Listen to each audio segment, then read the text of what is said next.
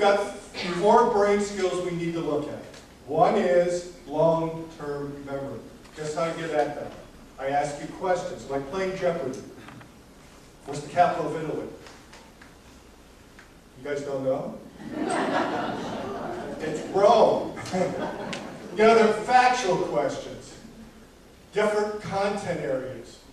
So that's one thing you need to do, because you can measure long-term memory. Secondly, we have a test called comprehension, which is part of this test.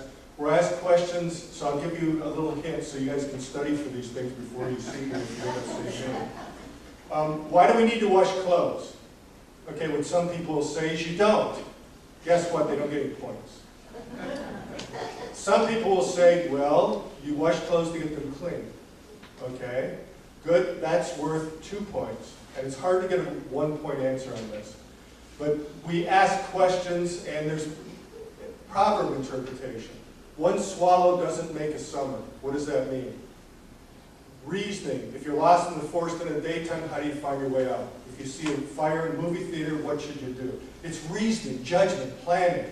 We can actually map out how well your brain does this by the score on that test.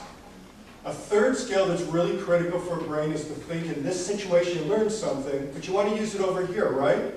It's called abstraction, extrapolation, conceptualization.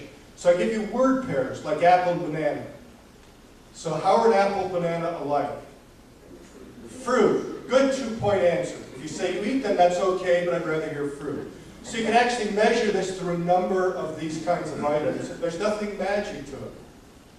I also want to know how you do with nonverbal problem solving, because don't we solve a lot of problems without thinking in words?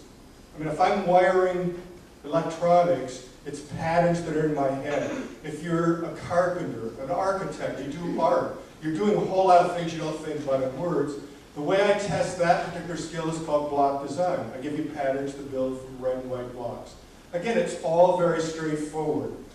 I give you a memory test, and we're going to look at this memory test to let you know in advance. It's challenging.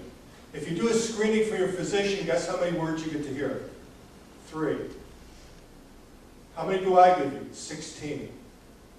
Because if I don't push your memory, I'm not going to find people that are having little memory changes early.